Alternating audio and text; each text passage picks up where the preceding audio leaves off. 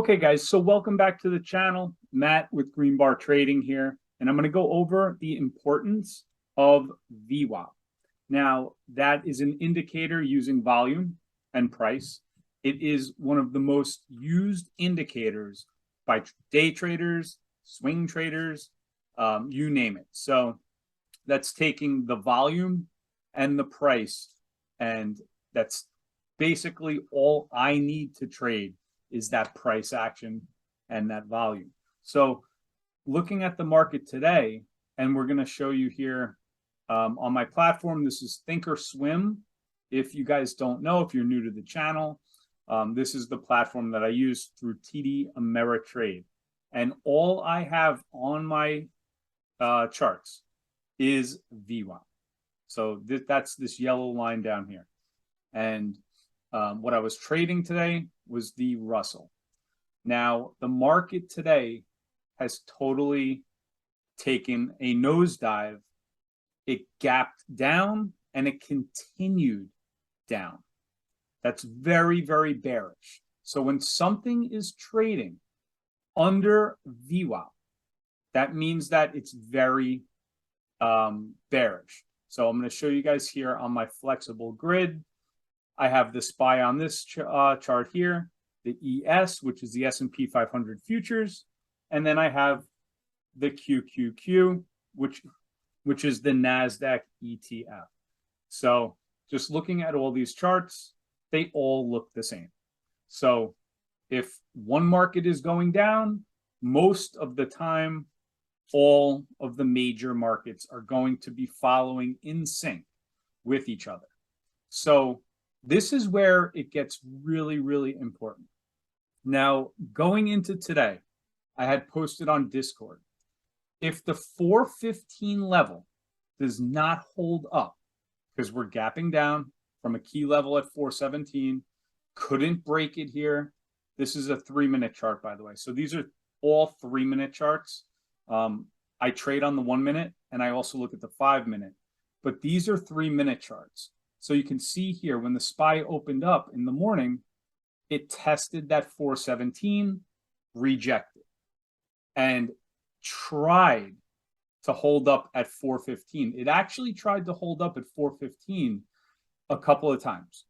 And if it did, that meant to us and our community in Green Bar Trading that the rally that we have seen, if we saw the buying come in here, and then start to move up, that rally that we saw would still have legs to it. If we broke this 415, then there's a possibility that we see an even greater sell-off. And that's exactly what we saw here today. So why is VWAP so important? If we look at this here, this is the SPY. Look at this rejection at VWAP. This is about a whole hour here spent trying to break above VWAP. Now, when a market is very bearish, a lot of traders on the floor of the exchange, just in any kind of traders, are going to be hitting the sell button when it gets to VWAP, because the odds of it pulling on back are going to be very strong. So they'll get into puts, they'll short up here. And that's exactly what we saw happen. But right here in the middle of the day, it tried to bounce off that key level again. And look at this rejection right here. At about 1224, it just totally rejected. And that's why having VWAP up on a screen is very important. Now, if you're trading the ES, which is the futures, right around here, you wouldn't even know why this is rejecting, right? You wouldn't know why it's rejecting. That's why I like to have the S&P 500, the major index, always as our compass. Then you would know right at this level of 4165 why it was rejecting right there at VWAP. That's why I like to have SPY up. So now taking a look here, we'll go back to charts. This is the SPX. This is the S&P 500 index. This is the daily chart. And what we have seen here is that clear rejection at the 200, clear rejection at the downtrend line. So this is multiple confluences, a super hot RSI, very overbought, and then we saw the pullback. Now, what we were thinking here is it a pullback during a rally, and we're going to start to, retest this 200 again and possibly break this downtrend line. So that's what we were waiting here coming into the week. We gapped down and then could not hold up. So, we're going to take a look at volume. There's still an hour and a half left of the trading day. I like to see how much volume comes in. If it's greater than, the day before, that's always a clear sign that this was institutional selling here. So a distribution day. So that's what we're going to take a look at after the daily candle closes, because obviously anything can happen. So anything can happen in an hour and a half. We all know that in the stock market. But this does not look very good to me at all.